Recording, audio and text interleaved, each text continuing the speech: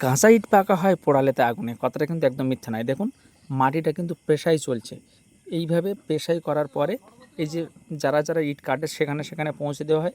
এই যে দাদাভাই দেখুন ইট কাটছে, কত সুন্দরভাবে নিখুঁতভাবে ইটগুলো কাটছে। এই কাটার উপরেই কিন্তু নির্ভর করে সমস্ত ইটগুলো সুন্দর হয়, যে একদম চৌরস্যাপর যে সমান্তরাল যে ইটগুলো কাটার উপরে কিন্তু সব কিছু নির্ভর হয়। কত ফাস্ট উনি কাজ করছেন দেখুন। এইভাবে যে ইটগুলো সাজিয়ে দিয়ে কিন্তু এই রৌদ্রে মেলে দিচ্ছে ইটগুলোকে শুকোনোর জন্য। যেই শুকানো হয়ে যাবে সব দেখো এই সাইড দিয়ে সারিবদ্ধভাবে লাইন দিয়ে সাজানো আছে, এইগুলো কিন্তু অলরেডি পোড়ানোর জন্য ইট ভাঁটায় চলে যাবে।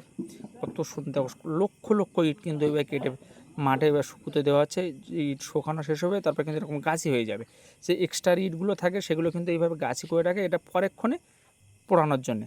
এই যে এইটা কিন্তু মেন কাজ, এখানে হচ্ছে মেন কাজ। এই ইটগুলো সাজানোর কাজে সম্পূর্ণ নির্ভর করে ইটটা কত ভালো পোড় হবে, সম্পূর্ণভাবে ইটটা ঠিকঠাক পুড়ছে কিনা, সম্পূর্ণ এই সাজানোর কাজে কিন্তু কাজ।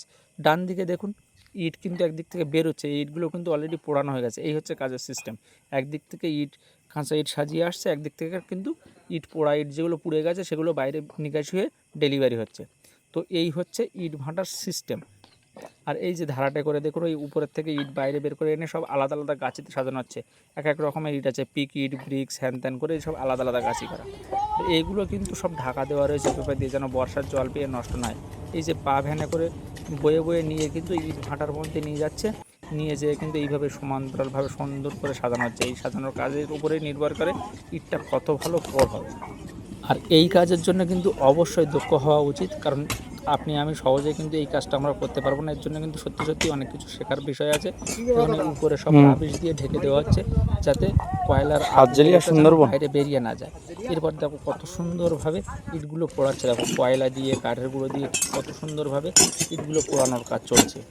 একবার ভেবে দেখুন কতটা রিস্কের এই কাজটা।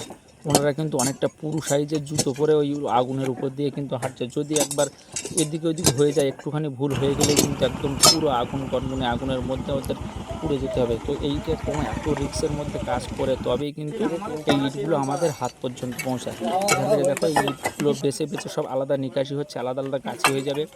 যেটা বেশি পোড় সেটা আলাদা গাছি, যেটা একটু কম পোড় সেটা আলাদা গাছি, এইভাবে বাইরে বেরিয়ে আসবে। তারপরে দেখো ইঞ্জিন ভ্যানে করে এই ইটগুলো কিন্তু সাজানো হচ্ছে। এটা নদীর পাড়ে নিয়ে যাবে, নদীর পাড়ে যেয়ে সেখানে কিন্তু নৌকা দাঁড়িয়ে আছে, সেই নৌকোতে কিন্তু আবার এরকম মানুষ দিয়ে কিন্তু আবার কাঁধে করে করে এটাকে আবার লোড করাবে। লোড করার পরে কিন্তু আবার 8-9 ঘন্টার নদী পথ চলার পরে এই ইটগুলো কিন্তু আমাদের হাত পর্যন্ত এসে পৌঁছায়। এবং আমরা এই যে নদী এলাকায় যে বসবাস করি, আমাদের এই ইট দিয়ে কিন্তু আমাদের এখানে ঘরবাড়িগুলো তৈরি করা।